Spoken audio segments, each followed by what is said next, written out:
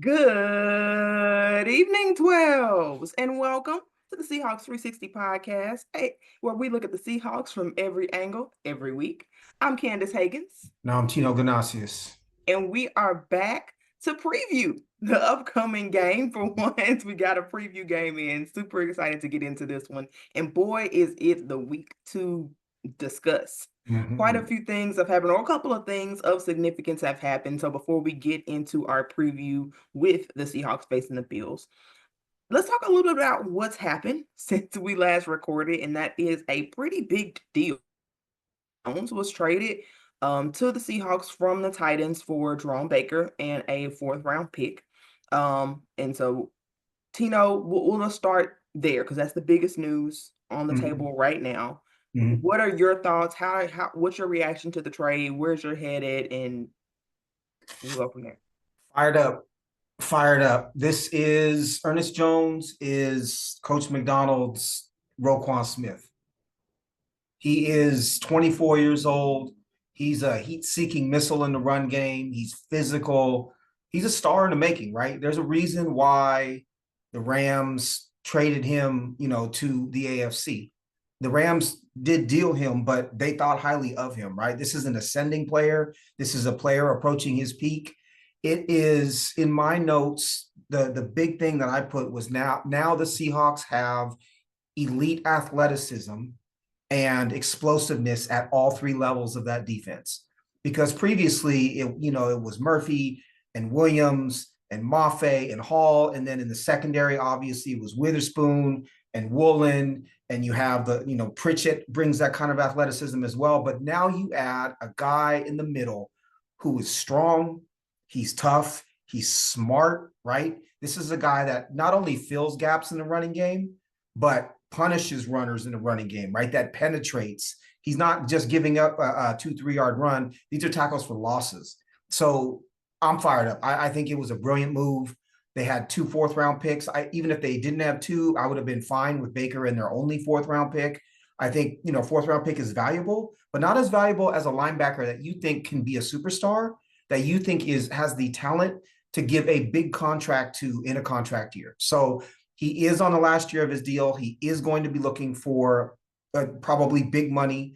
But I think this is a player who now gets to audition for this team. They get to see what they have. And if they decide this is a player that they want to build around, he's going to be one of the big centerpieces or core pieces of this defense. The other thing it does is it puts Terrell Dodson in his natural position at weak side linebacker, which frees him up to be a much better player than we already saw from him. So, in my opinion, this is the kind of move that takes them from, a second place NFC West team, a potential wild card team, to a top 10 defense potentially and an NFC West championship. And I wouldn't say this is a move on the margins, right? Dealing Baker in a fourth isn't necessarily small, but you didn't give up a tremendous amount of resources for a player that is a potential all pro and superstar in this system. I'm elated. I think this is a wonderful move.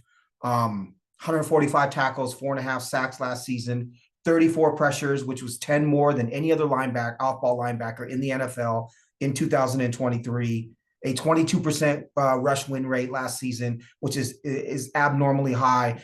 Again, this is Coach Max Roquan Smith, as far as I'm concerned. Yeah, no, I am super excited for this trade as well.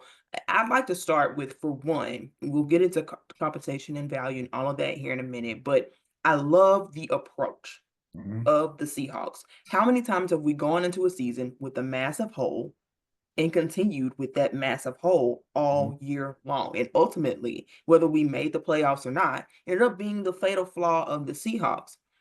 It's really hard to address the offensive line. I think we can all agree that the offensive line is a bigger need, but teams aren't giving up O linemen. Like, unless they're bad, frankly, you're not getting good quality. You're not upgrading at that position through trades right now, not with the NFL landscape. What you can do is improve your other weakness, and that is run defense in particular. And Mike McDonald talked about it from the very onset. When the team started having troubles, he labeled the second level as the place where he would source the issues coming from. We talked about this in the last episode about how your linebackers had never learned a new system before Mm-hmm. now. I think that both have struggled particularly because Dotson was playing out of position, like you said, and learning a new system. And Baker, I think, frankly, just I don't know whether it's the injuries or what have you, but he's just not the physical guy that maybe you looked at on tape and some spurts over the offseason and said, okay, yeah, I see what they're doing. We just never saw that guy Mm, in Seattle. He's always injured. So I mean that's a whole separate thing. He's always on the injury report every week, basically. mm, Anyway, they're managing sort of that issue. So now you've gotten a guy who can meet at the point of attack. He seems super aggressive in that way. Like you said, the athleticism, he's younger. So he will be 25 this month. So that's a big deal. And yeah, because I'll get into the trade compensation in general, but just the very concept of see need, go feel need, in a mm, landscape that allows for the Seahawks to really be able to take advantage. I mean, a lot of what a big reason why Pete Carroll's gone last year or was fired this past offseason was because there was opportunity in the mm, NFC West. I mean, yeah, the 49ers were still the 49ers. There was opportunity for the playoffs. There was opportunity with the talent that they had. There were opportunities to improve and to beat the Rams, frankly. Had you beat the Rams once, mm, like that's a really big deal. And it changes the entire landscape of the year. mm, They're not making that. John Snyder is making sure that he's going to do his part to make sure that that doesn't happen twice. Obviously, he can't coach the team, but he can put the team in the proper position. And Mike McDonald is saying, you know, these guys just aren't getting it. What can we make? And I love that you said it's kind of a 2-in-1, maximizing both players, putting them mm, where they best fit. mm. I think you're right. There's simpatico. Uh, Coach McDonald and John Schneider. They're working together, right? The draft pick of Byron Murphy had Coach McDonald's handprints all over it. It was clearly Justin Madubuike, trying to kind of manufacture that penetrating three-tech defensive tackle who causes havoc. And then making this kind of trade. Yes, you're giving up resources, but this is the two of them thinking, communicating clearly, working towards the same goal. We're having the same vision. And that's what championship teams do, right? Championship teams have a front office and a coaching staff that are planning together, that are now not at odds philosophically, that are not fighting over who to pick, right? This is working together and putting your heads together to solve a problem. The other thing, as you said, I'm not used to rooting for teams, quite frankly, in any sport that are able to actually solve problems during the season. Most teams I root for, I get frustrated with because they're trying to patch holes in an inexpensive manner with the Mariners, right? Or the Seahawks, they're trying to bring in an unproven athlete or some old dude to fix a problem that clearly isn't going to be fixed with that solution. In this instance, this is a clear big upgrade, right? With upside. And this is not only patching a hole, this is saying we're going to go from this being a weakness to a pronounced strength. The other thing it does that I love is, Tyrese Knight may have been by the end of this season, maybe a starting off-ball linebacker and maybe the best linebacker on this team for that matter, maybe. Now you let Tyrese Knight develop as provided these guys stay healthy. Tyrese Knight is now developing slowly, learning at a pace that I think will make him a better player in the long run and won't expose the Seahawks defense. You counting on a young fourth round player like a Tyrese Knight is fool's gold, right? 1 out of every 10 times you might be successful, but the other 9 you're not. You're not setting him up to succeed. In this instance, now Knight is the backup for those two potentially, or Drake Young, right? Whatever it is, or Drake, what is Drake Thomas? Whatever it is they decide to do. But you have two guys who are veterans who are going to understand the scheme and can teach it to him to help him get better. Again, I'm so impressed with this approach. Will it work? I think it will. Of course, there's a chance it won't. But this is the approach that I would want to see from my GM over and over and over again. I think they got a steal. I think the Rams are pissed, right? The Rams know how good he is. They weren't going to pay him. So Yep. the Rams are pissed. You got a guy coming in who knows their scheme and a guy who was one of the best, quite frankly, one of the probably best 3 players on their defense last season. So this is phenomenal. individuals. I cannot wait to see him number 13 out there in Seahawks colors this week. It's I'm pumped. I'm pumped. Yeah, no, it makes this game even more exciting for sure. Mhm. And we got quite a bit to get into, but I really want to break this down because it is a big deal. I want to speak to those who don't love the trade or who aren't or are skeptical or just don't like it. Mhm. The number one criticism I've heard is about the value because the Rams, I think, flipped the same guy for like a sixth round pick. And then ultimately we're paying a fourth round pick plus a player to get that same guy. Mhm. Also, if you're looking at PFF numbers, those two players are pretty much equal. Like there really isn't a big difference. In fact, I think Baker might have a slight edge in certain areas. Um, and this is where I think, the film probably tells more of the story for sure. When you're looking at the difference between the players, no question about that. So let's start with the value. One, I would like to say when that trade went down for Ernest Jones, I feel like the Rams got fleeced then. Yeah, Seriously. Like yeah, big it time. there was no way they should have just given up Ernest Mhm. Jones for what they did. So Mhm. I feel like that this speaks more to that this was the market because John Snyder wasn't going to pay more than what he had to pay. We've seen him flip something for a sixth round pick before. He just Mhm. did it with what? Roy Robinson Harris.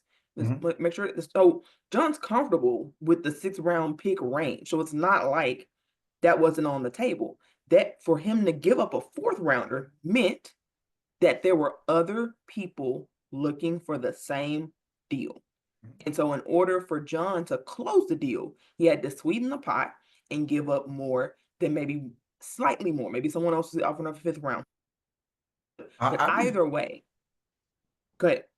I would also say, like, I think Baker's making 7 million this year, and I Yes. think Jones is making 4. And Yes. so if you're giving whatever the prorated amount is of that, probably an extra 1.5 to $2 million, you're expecting Tennessee to pay. I'm guessing they could. This happens in other sports a ton, where you have to give a higher draft pick or a better prospect in order for the other team to take on that salary. So it's not Happened a with Leonard four for Williams. it's not a 4 and Baker for Jones. Yeah. It could have been maybe the value on Jones was a 5, Yeah. but they had to give up the 4 to get them to take Baker. Also don't know what impact that has on the Seahawks cap necessarily, if it would have been a 1-for-1 trade. But the reality is, well, the other thing I want to speak to, I saw the same PFF stuff. Man, PFF is a tool that can help you sometimes, but in a vacuum, if you look at the two players from a talent standpoint and where they are in their life cycle as a player, right, for their career, you got one player who's on the ascent, who's 24 going on 25, who is a potential all pro, who may have been a little bit disenchanted or disheartened by being in Tennessee for one. And for two, a team that's, I think, 1-5, if I'm not mistaken, and a scheme that, I know that it's very similar to Mike McDonald's scheme.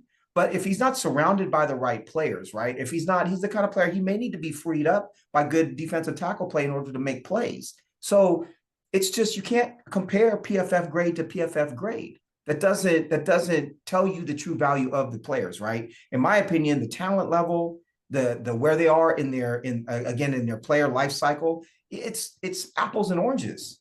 There's no comparing the two. There just Yeah. isn't. Yep, I agree. I think to your point, that's why we had to pay a higher price for Leonard Williams, right? It's Mm-hmm. because they were going to take Totally. on that salary. And I'm not sure if it's confirmed that that's going to happen or not. But I do think that other people wanted this guy, and Yes. everybody knew that the Titans were having a fire sale, right? And so I also want to say one thing that is important to factor in is the compensatory pick Mm-hmm. that the Seahawks already, this is an extra fourth rounder for them. They were already going to be getting one for Damian Lewis. Mm-hmm. And so that's important math to consider. If it makes the difference between you getting the guy and not getting the guy, Totally. give up the pick. I mean, Totally. Totally. you can I just feel like I'm not saying there's no value in evaluating value. Mm-hmm. There is, because long term you have to manage things well in order to be able to sustain, right? Yep. But I also think there are times when screw the value. Mm-hmm. Because this player is the difference between wins and not. Do you want to win? the games or do you want to win the trade? And you Right. can't be so caught up in winning every trade that you lose players that can help you win games Mhm. now when it matters the most. One one thought that just came to mind for me too. Yeah, I agree with you completely, 100%. I also want to add that when you look at Mike McDonald's history, right, the teams that he was a D coordinator for, whether it be Michigan or Baltimore, the two most recent, off-ball linebacker, specifically middle linebacker, is a very important position in his particular defense, right? That linebacker needs to be able to blitz effectively because you can't play those muddled fronts, where you've got seven guys on the line and some are blitzing and some are not. If your middle linebacker isn't an effective blitzer, right? But that guy also has to be able to cover. It has to be a very good all-around player in the same way that Roquan Smith and Patrick Queen are, right? And the Seahawks didn't have that. And it's just important. Sometimes a team will value a different position more than like the league average, right? There are teams that we see. Detroit Lions valued getting Jahmyr Gibbs in the first round. They value the running game. They valued having a dynamic, right, sub 4-4 type of running back to couple with a more power back. Everyone criticized Detroit, but you know what? Detroit's the best team in the NFC, in part because of Jahmyr Gibbs. So just because we see the value as something, or Mel Kiper says the value should be this, or PFF says the value should be this, I think that those who are critical, specifically on Twitter, of things like that, aren't able to understand that there's a wide range in how we see that value, right? From person to person and from organization to organization. So off-ball linebacker, middle linebacker in a Mike McDonald coached defense is incredibly important. That guy can't be Tyrell Dodson in a successful top 10 defense. I think that's what Mike McDonald thought.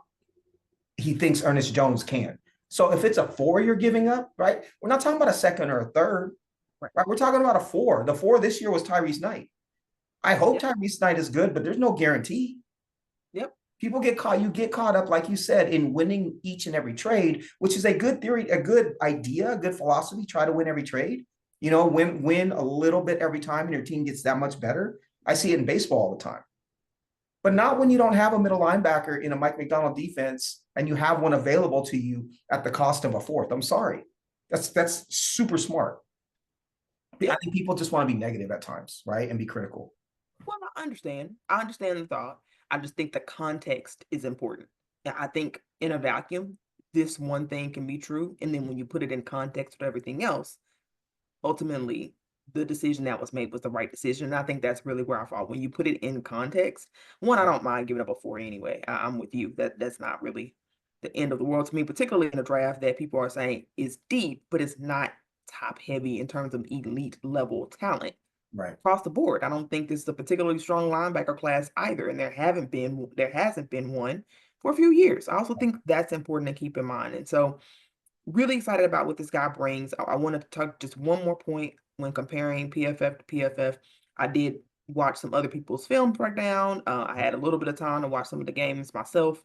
I was really more interested in his film with the Titans just because it's like within the context of this defense than with the Rams. We all know like he was a Seahawks killer Mhm. against the when he was in the Rams uniform. But um his ability, like you said earlier, to sort of fill in gaps, and he has really good instincts in terms of when to shoot a gap, Mhm.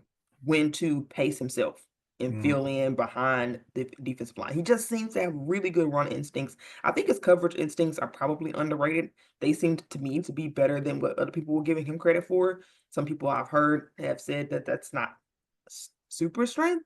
Now, Mhm. I will admit I have low standards. I was gonna say, who he is better Linebacker. than. You know who he is better than. He's better than Bobby Wagner and Jordan Brooks. I can tell you that much. So maybe I just have low standards. That's possible. I'll admit that. But to me, I was very pleased with what I saw from him on his coverage reps.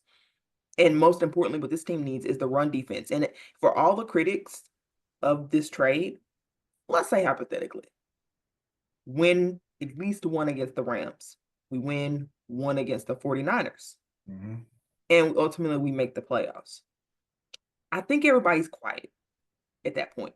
If there's a clear difference from this week on in the defense Mm-hmm. as a result of this trade, then what's the point? No one's talking about it, right? And so Right. that's to me that lets me know that this was the right move because it can change the game and Mm-hmm. make the trade value irrelevant. One other thought I have is, so we being the Seahawks have an issue at safety, I think with the second safety. Yes. We have an issue at off ball linebacker, and we have an issue on the offensive line heading into 2025.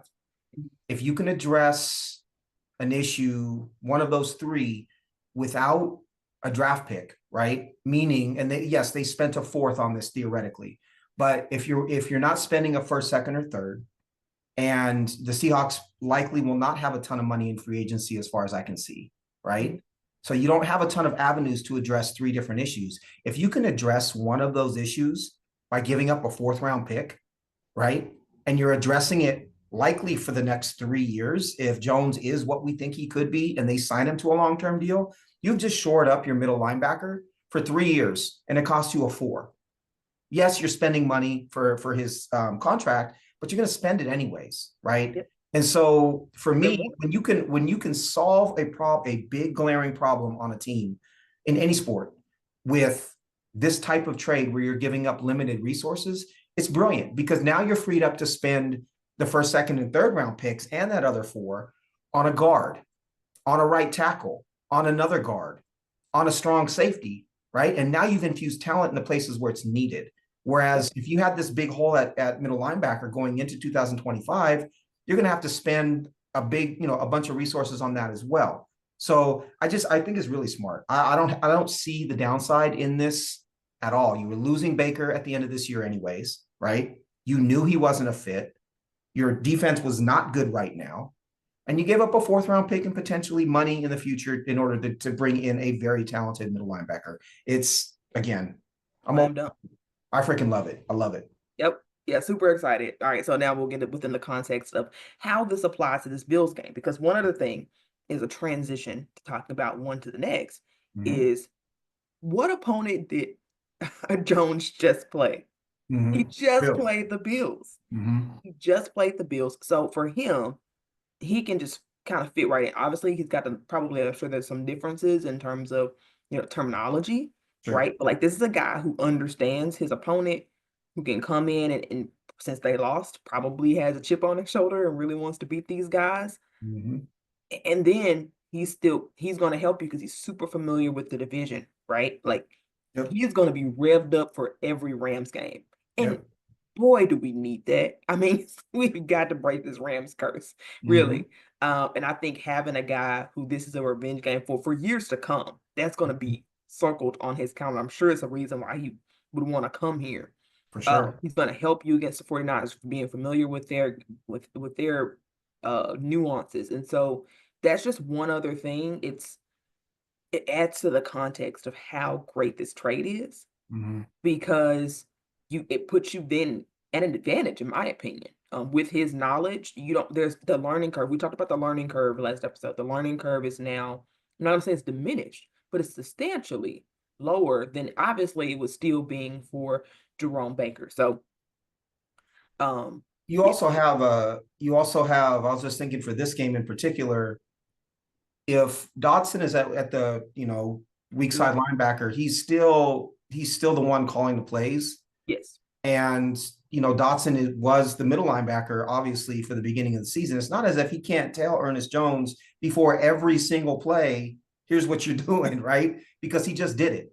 And so I think he can be freed up to play, with reckless abandon as we've seen him and be aggressive because it's not as if he's coming in ice cold. Like you said, he was in a very similar scheme in Tennessee. He's replacing a player who's still on the field with him, who's making those calls, who's going to be able to help him along. I would be remiss if I don't mention it came out right before we started recording that it looks like DK and Cam Young are doubtful for this game. So they were questionable previously, and I think they are doubtful. If we're done with Brown, I do think we talked about it last, or done with Jones, excuse me. Um, we talked about it last podcast. What is this offense going to look like without DK? And how are you? Where's your head at with that? Because I'm a little freaked out. I don't know. I don't know where you're at with it. Um, Maybe it's because I'm a little higher on the defense. I'm not as freaked out. I Mm-hmm. do have a little bit more optimism that the defense can keep them in this game. Mm-hmm. Whereas, my picture on how it's two different sides of the ball, but it's the same team, and so one side affects the other. Can your defense tighten up a little bit to on a team that has been fairly conservative? Josh Allen hadn't been, you know, the same. He hadn't the number of explosives have not been the same. They've been content to sort of think and dunk and get in where they can fit in, essentially. Wherever the defense gives, I feel more confident in their ability, the defense, to hold up the lack of on the offense, because there will be a drop off. There's no question about it. When I did some research on this Bills team, I felt more confident if Grubb will buy in. They have the opportunity to run it down the Bills' throats. Mm-hmm. The Bills defense has allowed plenty of running backs this season to run up and down on them. Mm-hmm. They are ranked, I think, 19th in yards per game. I forgot to get their actual like run defense. I want to say it was 30. Oh, actually, it was 31st. They are 31st in defending the run DVOA wise. Mm-hmm. Not there. I think there are some metrics that would put them in a little bit of a higher light, and I'll get into those. But DVOA wise, they stink, frankly, Here- at defending the run. Here's the issue, though, and this is why DK matters so much to me. If Lockett can't get deep anymore, which I question whether he can, right, in the way that he used to. JSN is not a deep threat type of receiver. That's not where he's at his best. And likely it's Jake Bobo playing, right? Or it's a two tight end set. And so if you can't get deep, now Buffalo is not playing a too deep type of defense that we see across the NFL, right? And so part of why they get run on at times is they can't hold up with seven in the box. But if I'm Buffalo on defense, I'm not scared to put an eighth guy in the box. I'm not scared to bring that safety down because I don't know who's going to threaten me deep on in this Seahawks receiving core with DK out. If DK is in, there's no way you're running single high. There's no way because DK is going to take advantage of it, right? You're running DK deep all the time. DK out, no deep threat, 8-man box. Now the question is, can the Seahawks run the ball against this 8-man box? And if they can't, how are you going to stretch them out? And so the chess game is going to be very interesting to me. I understand that Buffalo is not held up in the run or versus the run thus far, but I don't see how if you're Buffalo, how you don't play 8-man boxes virtually the entire time. Perhaps. But so I did listen to, I agree with you in principle, but I did listen to the Locked On preview, basically the crossover with the Locked On Bills guy talking about Mm-hmm. the team. And so his concern was that generally, historically, they never go heavy box, even when the circumstance calls for it. Mm-hmm. It's sort of their weakness. Like that's just something they're willing to concede. The Sean McDermott thing. Mm-hmm. Yeah. So perhaps this is the exception to the Mm-hmm. rule. It's possible that this is the exception to the rule. Right. But it's also possible that they just kind of stick with their guns, at least for half of the game, right? If Mm-hmm. that's the case, then maybe they make a halftime adjustment, but they try, see what they can do playing their way, right? I And if think it'd that's be the silly. case, then I still feel pretty good about us. I agree. If that's the case, if they're going with the 7-man box, I definitely think this particular line with Jarrell, right? With what we saw from Haynes a little bit, this and with Connor Williams' strength being in run blocking, I think this team can run against the Bills. Ed Oliver, who may be their best defensive player, defensive tackle, former first-round pick, Ed Oliver's great, but he's a penetrating defensive tackle, right? He wants to get upfield. And so he's really effective in terms of collapsing the pocket against the pass. But if that's what he's trying to do, you can manipulate that a bit in the run game, right? And let him run past you. And so there are things, and then they're missing Matt Milano, who was their best linebacker. And it's their defense is really struggles because they don't really have the talent, to be dynamic or impactful on defense. And so, yes, if they're going to go with the 7-man front, I 100% think the Seahawks should run the ball 60% of the time. I'd love to see K9 get 14 carries in the first half, sort of deal. I also think they could get overpowered. I'd love to see Charbonnet run the ball a little bit as well.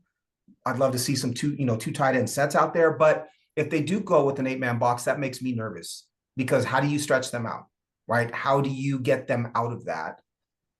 Who's getting deep? I think you have to see if JSN or Lockett can get deep. And I would take a couple of shots just to see, right? Yeah, I think Gino probably will. I don't think he has any I hope trouble. so. I don't think he has any trouble giving it a shot. I hope Um, so. Depending upon how Ryan Grubb schemes it up, though, Right. that's also another thing. I sort of, if there's somebody who can figure out how to get a wide receiver open vertically, I think it's Ryan Grubb. All right, so it's kind of in his wheelhouse. So while I talked about last episode the concern with that, when we're talking about for what seems to be a short period of time, if he's doubtful already, I mean, so for me, that's actually really optimistic, right? Sure. You know, it's a great grade one. DK is a warrior. He was really trying to fight through it and even play now. The fact that it's not even just been automatically ruled out to me is very Right. optimistic for moving forward. Right. So I don't think we're talking about a long period of time. Can Grubb scheme up for a game or two? Guys vertical open, like to get open? Yeah, I think you can, at least for a couple of like you said, to keep the defense honest. I don't think you're gonna consistently be able to, you know, bombs away, right? Right. One thing I'd like to see too, and I saw a lot of this at UW with Coach Grubb is I think we'll see him try to stretch the field horizontally a little bit. I I was think we'll gonna see a get there. lot of bubble screens. We'll see a lot of quick passing horizontally to try to open it up vertically, right? Because you throw a couple of successful, outside screens for the wide receivers, then you can run that little, pump fake to that screen and then go deep to the tight end down the seam, or you run another play. I think there was a play in last night's game to Cooper Kupp in the fourth quarter that was something similar. It was beautiful, a beautiful play by McVay, drawn up by McVay to pick up a really clutch first down. And that kind of thing, you can utilize, players that can't get deep quite as well. Look at the Rams, right? You see Nakua and Kupp are so dynamic and so interesting, and they don't have any problems getting 18 20-yard chunks, and those neither of those two are very fast, but it's the type of scheme that they have. It's the routes. This is where Ryan Grubb's genius needs to come out a little bit more, right? You don't have the physical beast of DK Metcalf to lean on to stretch the defense anymore, Yeah, and no, it will your be very defense can, interesting. you can step up your defense just a little bit, Mm-hmm. not be a liability. You can do that, play decently, right? I Right. don't expect them to go out and be. I don't expect the Falcons' performance from the defense. I Yeah. really don't. Right. If you can just hold up and give your offense a chance, and Mm-hmm. Grubb can scheme around that thing. He's known, right? That DK. I mean, it's not a surprise to anyone that DK won't probably won't be. And so I think that gave Grubb. It's not like it's a off kilter thing. I think Right. you'll see more Chenault, like you said. Jet sweeps. We haven't seen a ton of that. Mm-hmm. I know for sure Grubb's got that in his bag. I know Oh he's yeah. got Yeah. misdirections with the Tons running of them. backs. I know he's got plenty of opportunity to get these guys going. Mm-hmm. And so I will say, especially against a defense that when I did the research, I was that it's interesting. The advanced metrics really show there's a really pretty big gap Mm-hmm. between the Seahawks defense and the Bills defense. Right. I think the Seahawks defense have them ranked ninth in overall DVOA. That's despite the fact that the Bills are 19th in yards per game, 16th in a opponent first downs, Mm-hmm. and they are pretty good at not holding you down points wise. I think that's probably maybe where things sort of balance out. Right. The I, Seahawks, on the other hand, are 20th in yards per game, 19th, 20th. It's literally like they're right back to back in terms Mhm. of how many yards they allow per game. They are 15th compared to the Bills 16th in Mhm. opponents first down allowed. And the big difference for the Seahawks is that they are 19th in points per game. Right. So you really just have to figure out how to be able to. I think the Bills will allow for you to say to extend drives. I think that's clear. Mhm. Uh, they do a pretty good job in terms of red zone in stopping you in the red zone to prevent those points from getting on the board. Right. Now, I will say, challenges that we've seen this team struggle with that a little bit. And it depends on what Bills offense we're gonna get, and we'll get into the other side of the ball. But it does depend on what what they have Amari Cooper now. So as Yep. excited as we are about the addition of Ernest Jones, there is to consider they have an exciting addition, Amari Cooper, who's already played a game with them. So like one sort of advantage there to maybe I don't know neutralize the advantage of Ernest Jones playing this team before because he's brand new. Right. So I that'll be interesting. so the big note that I have is as far as the Seahawks defense goes is if you can keep that the Bills out, they're gonna gain yards, right? This Bills offense is balanced in a similar way to the Seahawks. In a lot of ways, I think that they can lean on the run at times. Ray Davis, especially the rookie out of Kentucky, the running back, is very good. James Cook can fly, right? He's a very, very good out of the backfield. Um, Amari Cooper gives them kind of addresses their weakness. That was the one weakness they had was their Keon Coleman was probably their number one receiver, but he's a rookie.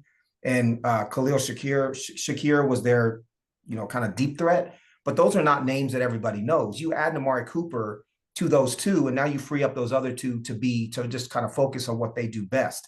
Right. The thing is, if you can keep them out of the end zone, because they're going to gain yards, right? This defense needs to, bow up when the Bills are in the red zone, and they need to contain Josh Allen. If you see, the Bills maybe get 2 or 3 field goals in the first half as opposed to 2 or 3 touchdowns, that's when the Seahawks are in this game. I don't have any doubt that the Seahawks will put up some points, right? But it's the same thing for the Seahawks because once you get into the red zone, who's your big target, right? They've been going to DK a ton, and I think DK draws a Bobo. ton I of think attention. Bobo shines there. I, I I hope so. genuinely think Bobo shines right there. So I hope so. But I do think this defense, this Seahawks defense, is going to need not be bend but don't break, but they're going to need to be able to stop touchdowns. And I know it sounds elementary, but in this particular game, I think it's really important. And they're also going to have to figure out how to contain Josh Allen, right? And because he's able to he could run for 100 yards. He's got that kind of talent. And so, what are you doing as far as pressures? What is Mike McDonald going to scheme up as far as trying to keep him contained in the pocket? It's a fascinating chess game. This is a game where if you don't have a subscription to get the all 22, it would be the game to get it because you would be able to see you know are the Seahawks going to play a too high type of defense the entire time and force Josh Allen to dink and dunk down the field? What do the pressures look like? How do they contain him in the pocket, right? Are you going to see pressures that aren't trying to get all the way to the quarterback, but are just trying to keep him in that pocket? I'm super fascinated by what this defense is going to do in this game. Not just Ernest Jones and his impact, but what what is Mike McDonald going to do different against a Josh Allen Buffalo Bills team? Yeah. And then thankfully he's got some experience with this sort of being in the AFC. So that helps. Sort Mm-hmm. of knows how to scan him. I highly doubt that they're gonna dare Josh Allen to throw it down the field. That's not the guy that you want to dare No. to throw it down the field because he can absolutely make you be in tears regretting that decision. So um a few matchups that I'm looking forward to watching. It on that Andrew report, did it mention Rick Woolen's status? Yes. So Reek Woolen was a limited participant yesterday. He is listed as, let's see, 4 players are questionable: Trey Brown, Nehemiah Pritchett, George Fant, and Mike Morris. So he wasn't even listed as questionable, according to Brady Henderson about an hour ago. Nice. So he'd Awesome. be All right. probable. So Rick Woolen versus Cooper is going to be really interesting. It's going to be super Mhm. fun. Mhm. 22 on that's gonna be really nice. It's a real challenge for him. I mean, it does look for him to come back in and like, play an elite route runner. But I think Reek's up to the challenge. Now, I don't know if he will. He's been frankly dominant Yep. all year. Yep. I don't know if he will. I'm sure he'll give up some plays because Cooper's just that good and he's obviously more experienced. But I think that can help mitigate some of the Bills' offense. Mhm. Getting him back is critical. Also, interesting to see that Fant is questionable. Because then you could have. We'll see what they do. My guess is they would go with Fant, and I do think he would be an upgrade just from an experience standpoint. I like Jarrell's athleticism for sure, and I do want to potentially see him again. And Fant may give him an opportunity anyway. We'll see. But for this game, I think I'm perfectly fine with Fant coming in, stepping in. Yeah, no, I'm not putting a rookie out there who did good, who did serviceable against the league's worst pass. He did better than serviceable. He also had reps against Matthew Judon. Matthew Judon is no easy edge to contend with. Now he would be going against This Greg. year he is. What's that? This year he is. This year. His So okay, so reputation. yes, so far, I think because the offensive line can focus on Judon because the other side doesn't have a big threat. It's Gregory Rousseau is a tough, big, rangy defensive end. And whoever's playing right tackle for the Seahawks is going to have to contend with a very good, very strong, very athletic D end. Rousseau is probably their best pass rusher outside of Yeah, Ed yeah, Oliver. 100%. And you got, and Ed Oliver is one of the best pass rushing D tackles in the league. And the guards are going to have to, that could get ugly very quickly, right? But I don't know. I think Jarrell showed me enough. We talked about this at length in the last podcast. He showed me enough against Atlanta that I want to continue to give him reps. I might have Fant in my back pocket, but I would want Jarrell out there until he proved that he couldn't hold up, right? I As don't think they opposed will. to putting Fant out there and becoming, turnstile number two for an injured or a half injured George Fant against Rousseau is not as good, in my opinion, as a rested, athletic Mike Jarrell. Well, from my understanding, Fant probably was on IR for the purpose of making sure he's rested. Good. Keep I'm him. not sure Rest him that. some more. Rest him some more. We're good.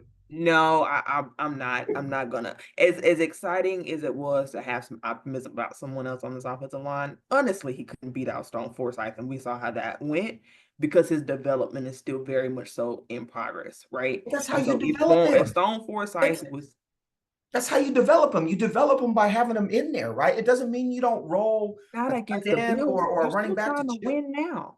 You gotta make it make. Okay, so here's the best case scenario in my head. You do Fant like you're doing Bradford, and that's give him a couple reps, give Haynes, I mean not good, but how they giving Haynes some reps, sometimes fewer, sometimes bigger. I'm comfortable doing that in this game, but I'm not comfortable starting him against an borderline elite, like Mhm. Above, level above edge. average at least, And yeah. and and again, it's going to be a huge learning curve for him because Darrell did such a good job against the Falcons, but he does not know what's coming for him. The level and competition is about to go time is about to double, right? And so with that in mind, I think you want Jarrell to have confidence. I think Mhm. you need him to have confidence. And I don't want to shred his confidence if I don't have to. He Give me might a soft landing and know a fan. And if he sucks, he might triple his confidence because he actually holds up. We don't know until we get him in there. We know what Fant is. We know what Fant is. I think it depends on what I you're know looking what for. Fant is for If at you're, least. I think, I think, I think, I still feel like fan is not Lincoln Tomlinson. Fan, fan is not Lincoln Tomlinson. Man, he's I think close. you envision them to be the same, He's and we're still close. talking about a player who played for a playoff team and started all year for that team. So, regardless to whether or not you can upgrade that position, clearly you can. But I just think you need the experience of a Fant in a situation, and I would lean on that. And if he's still not athletically there, you can fill in some slot. You can fill in, He all right. has like Van has experience helping the pass rusher get to the quarterback. That's what he's got experience doing. I don't. He I'm not really a. wasn't that bad. I I'm don't not a know how much. huge. I'm not a huge believer in. I don't think you watched the Texans tape. He wasn't that bad. He wasn't a turnstile. He wasn't a But turnstile. you CJ, have. But you have a. No, but he's a year older. He's never been average. And just because he was playing doesn't mean that he was the right option, right? I don't. Jarrell is a more talented player, and you are going to have to play him at some point in time. I would rather again give him the opportunities to play now and learn now. He may give up something, and you still have to help him. but But you I say think that like this is critical. the upside for the rest of this season, right, with reps and learning is higher with Jarrell in there than it is with Fant playing half the time. I'm not a believer in George Fant. I don't believe in George Fant, and if he's coming off an injury, I'm especially not a believer in George Fant. I'm just not. Obviously, you really must think he's Lincoln Thompson, and I don't think he's that bad. I think you'll have some rough reps, but I also think so with Jarrell. I think But this is you're a getting really something with important Jarrell game. having those reps, This right? is a really important game. Would you Mm-hmm. not agree? Yeah, This is a totally, critical game. Okay, totally. things are getting a little bit more competitive below us in the NFC West. Mm-hmm. This is a really important opponent in terms of this opportunity, really, to beat a good team, Mm-hmm. which That's the why I played Seahawks have struggled to Jarrell. do for two That's why years. I Say played what? Jarrell. No, no, you can't. If you're talking about putting your best foot forward, Mm-hmm. you're going to go with what you know has a higher floor, right? That's really what Some it comes people, down to. some people would. Philosophically, I wouldn't. Philosophically, I would want to put the most. I think you're right that the variance in potential result is much larger with Jarrell, right? He could give up 5 sacks in the first quarter and get Gino hurt 100%. He could also come That's out and fair. he also could come out and shut Rousseau down. And he could. He could. I don't think you're going to shut him Fant, down. Fant is, you know what you're getting from Fant. And I get where you're coming from. You're saying this is a predictable result. I would take the higher ceiling.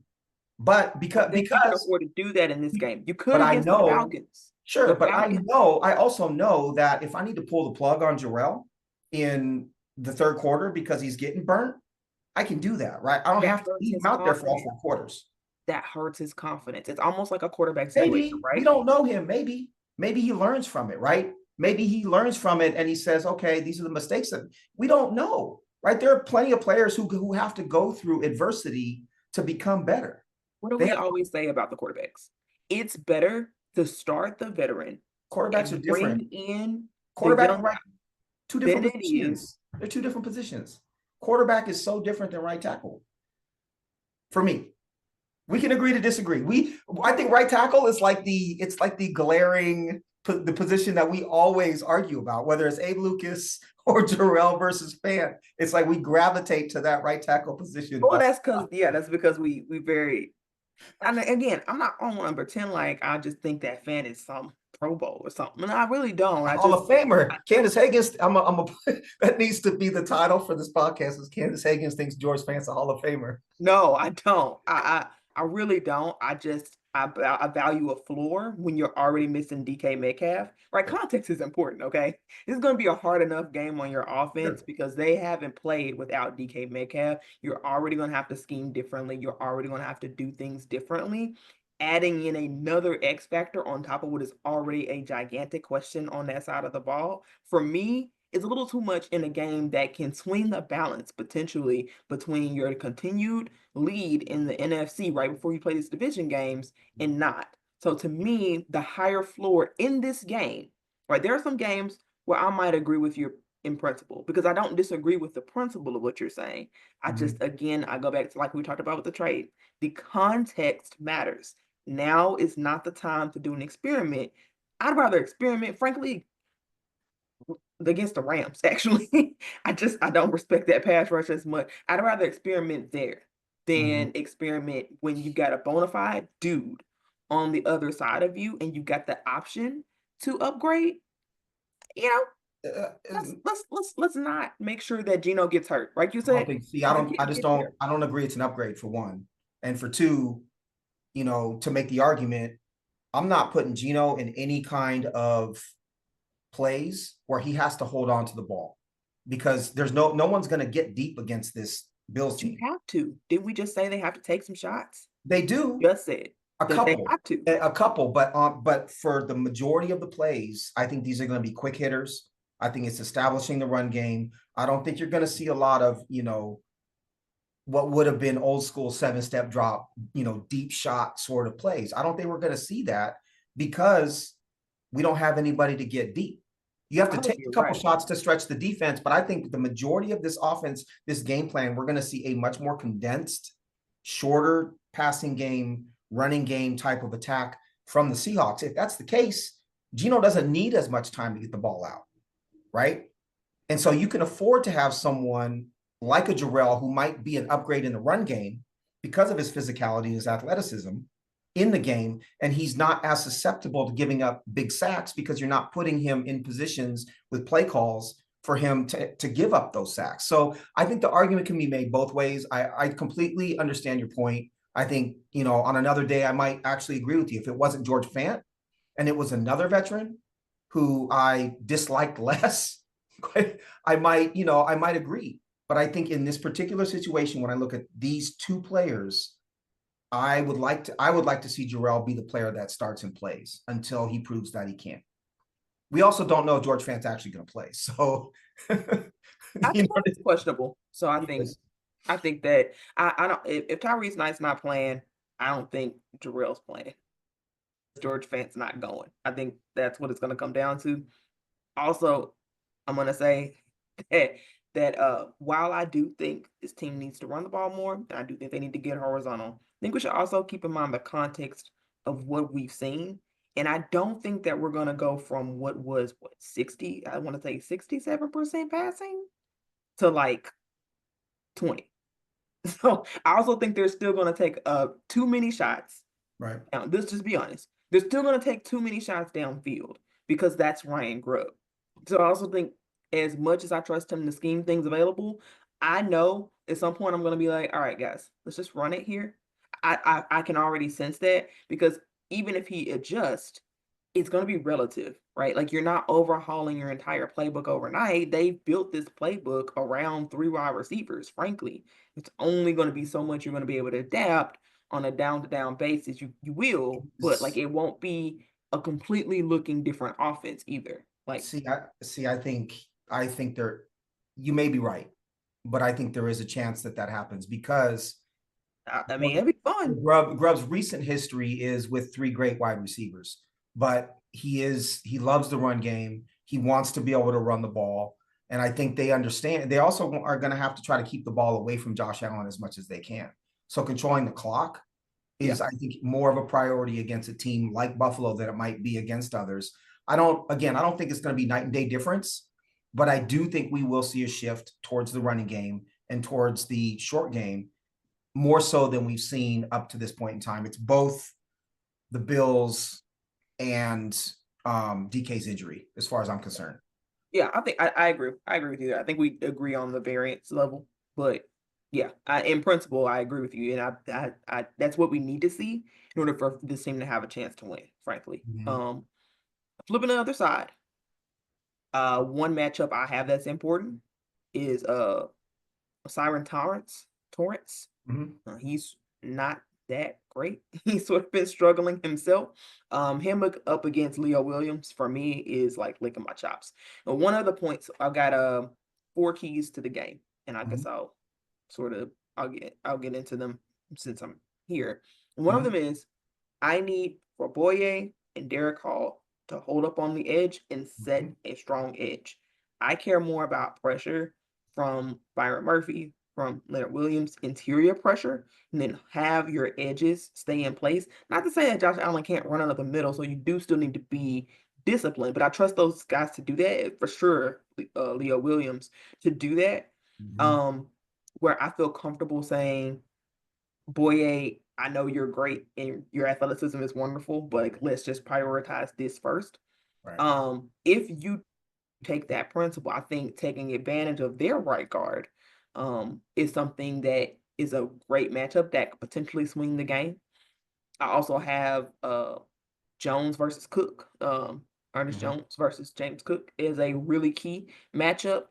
Talked about how great his tape is against the run, and Cook has sort of slowed down past couple of weeks in terms of his production. He's not. He started off red hot. He hasn't really popped off like that in a couple of weeks. So super excited to see that because that seems like a very potentially Mhm. advantageous situation if things go right. Obviously, there's X factors with that.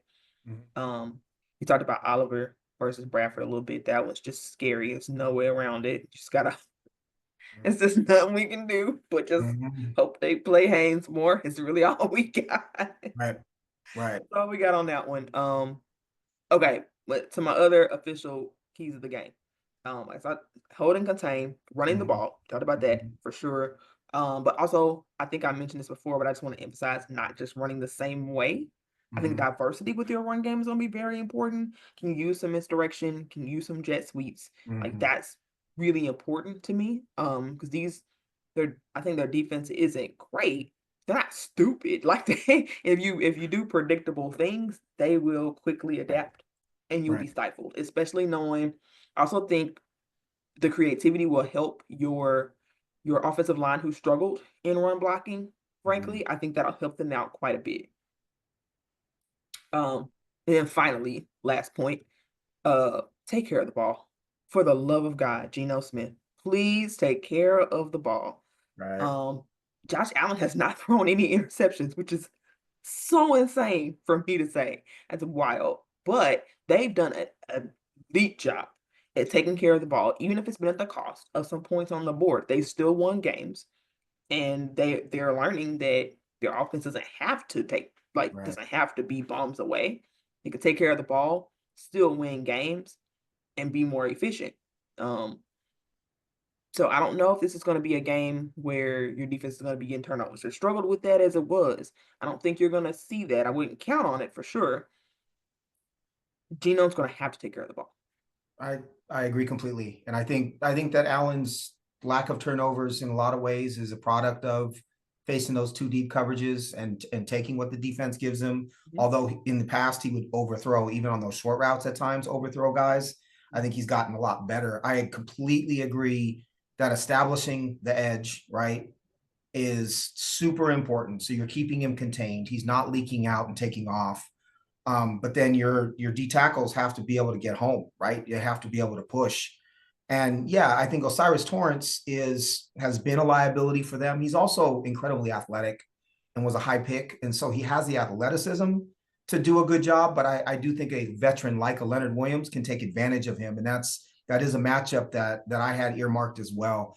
But that Ed Oliver versus the interior of the Seahawks line might very well be the key matchup in this game, because if they can't hold him off and he's collapsing the pocket every single play, every single pass play, right? You may not have because they're not going to get a ton of separation. These receivers aren't going to get a ton of separation likely against the Bills because, again, I think the field is condensed. Maybe JSN might be able to a little bit with some route running, but it's going to be imperative that this line can hold up against. So offensively, to me, that's the key, because if you can't hold up, then they're creating turnovers potentially because Geno's under duress. Um, I'm interested to see Trey Brown likely isn't going to play. So who's the other outside corner, right? Pritchett may or may not play. So who's starting in the outside corner? Is it Job again?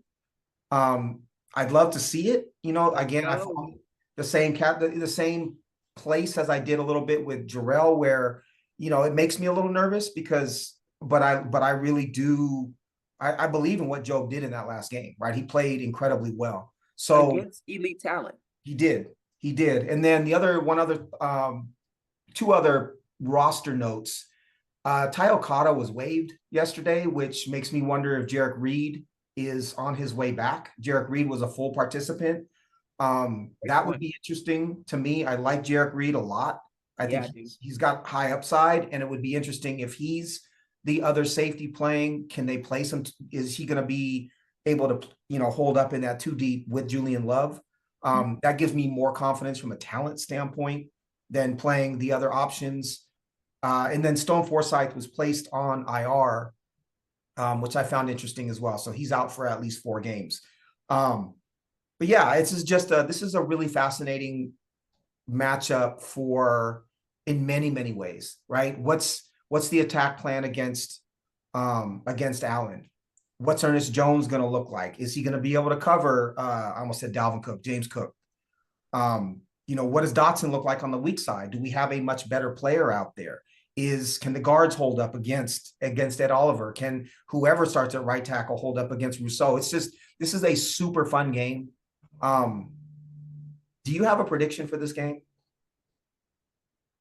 I did all this thought, and I actually I did not. I can come up with one sort of on the spot here, but I did want to say, um, I would say I think with Stone Forsythe, by the way, being on IR, it's absolutely meaning every week we're going to be arguing about Jarrell versus Fant. So I'm looking forward to that. And we agree on a lot of things, and we got to disagree about something. All right. So there's that. But I really think that the key to the game is ultimately going to be that right guard. My hope is that protection plan wise, they use Connor Williams, who's been doing much better, Mm-hmm. to help out Bradford and or Haynes. I think Mm-hmm. that you can easily sort of mitigate Oliver a little bit more, especially Mm-hmm. like you said, with his tendency to sort of overplay a bit as Mm-hmm. aggressiveness. I think they can use that. And so I think it will come down to the right tackle, whoever that is, because they are more likely to be on an island. And so that'll be interesting for sure. And to your point about Derek Reed, boy, would I love to see him over Kobe Bryant.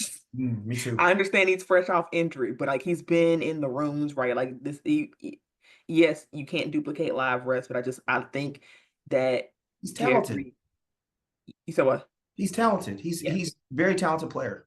Yes, very much so. And I mean, maybe you switch him out, right? Like, I mean, doesn't have to be set in stone, but I'd love to see Reed get some reps that would make me feel more confident. Um, okay, prediction. Man, you go first. All right, I got you. You go first. Um, so a couple of things. One point I already made, which is I think the defense needs to hold up in the red zone. That's huge key as far as I can see, and that's the key in most games. But I do think Buffalo is going to be able to move the ball. And can this defense hold up in the red zone? Um, I think this is a game that we can see JSN really kind of ascend and show us what he's really capable of, because I think he becomes the number one, right? He becomes the primary target in this passing game. Can he step up? If he gets 14 targets, can he go, 11 catches for 110 yards and a touchdown? Can he pick up key first downs? Because I think he's going to get force fed at times. Yeah. And I also think this is a huge game. The Canine can have an enormous game in this game because, as you mentioned, the Bills' run defense is not very good. And also, when you look at their personnel, they don't have a lot of players that are going to be able to really cover him in space in the passing game. I think this is a game where they can get him isolated against a linebacker, right? Get him isolated against a Damar Hamlin at safety, and figure out ways for him to catch short passes and catch screens and take them a long way. So for me, I think this is going to be a conservative game, and conservatively called game by the Seahawks. I think it's again, bend but don't break type of defense. I think it's controlling the ball on offense, trying to establish the run, short passing game, big game from JSN and K9. And I have the Seahawks winning 27-23. I think the Bills get 2 touchdowns and 3 field goals. I think the Seahawks hold up in the on defense. And I think Geno won't make mistakes. I really think the mistakes that he was making in many ways were the fault of others, not completely, but he's not going to be, when he's not taking chances or they're not asking him to take chances, he's one of the best quarterbacks in the NFL. And I think that's the type of game this is going to be. Also, Buffalo's traveling across country, right? And again, I think the Seahawks do have a distinct home field advantage, unlike some other teams. So I think this is the Seahawks win. I think it's a hard fought win. super excited on a granular level to see Ernest Jones, to see who plays right tackle, to watch the guard play. Like this is just a really fun game. This is a game I could spend an additional 3 hours digging into afterwards, to watch those individual matchups. The game I'm probably most excited for so far this season for the Seahawks. Yeah, no question about it. Well, okay. I think I agree with a lot of your points. I'm gonna go. I think it's a little bit less scoring. I think this game gets weird. Mm-hmm. Just a gut instinct, a safety. I don't know, just something weird because Mm-hmm. there's so many moving pieces. Got two teams that just made trades. You got healthy pieces coming back. And we didn't talk about this, but it looks like the Bills will be missing their backup, the backup to Matt Milano, Mm-hmm. Terrell. I think it's his last name. I forgot his first name, but Well, he is critical. And it looks like he's going to be out from everything that Terrell I saw Bernard. before. So that's also going to change the dynamic of this game quite a bit. So I just think it'll be funky. It'll be fun. I completely agree. I think it'll also be weird. So I'm gonna go. I, I'm gonna go Seahawks win Mm-hmm. 23-21. I like it. It Yeah. is so. It is also going to rain, I think, in Seattle on Sunday. So rainy. We're not getting 27 points. You know how Gino does in the rain. your We're dome, not. your dome quarterback. I don't know. I think our touchdowns will come from K9, man. We'll see. As long as you know what, I could care. It could be 3-0. As long as they win, that's all that matters to me, right? Yeah, for sure. All right. All right, Tina, tell the people where they can find you. You can find me on Twitter at Tino Jr. 20, TINOJR20. We are just doing a bunch of baseball stuff. World Series starts today. You want to interact with either one of us about the podcast. I get some individual message from friends, which is kind of fun, but open for really anything. If you are a George Fant truther, I welcome the conversation as well. Don't look at me like that. I saw the look. But yeah, lots of baseball, lots of football. This should be a really fun game. Let me know what you think. Absolutely. Absolutely. All right. That's all the time we have for today. Be sure to follow the show at Seahawks 360 Pod. We will kind of get some analysis. I think I should be able to live tweet this one. We'll see. I didn't check what's the tip off time? Uh, for the Grizzlies or for the Seahawks? Oh, sorry, my bad. It's a one Sorry. o'clock. It's a 1 o'clock Pacific game. All right. So probably will not be able to live tweet, but we'll give some of my thoughts on it. Do want to try to get some more content out there throughout the week for you guys. So be on the lookout. Give the show a follow if you're listening on YouTube. Please do subscribe. We need your support. Try to get the algorithm up. We are out here trying to produce quality content. Got a few upgrades in store for you guys. So be sure to support the show. In the meantime, that's all we have. The time we have for today. That's it. We're out. And as always, Go go Hawks. Hawks.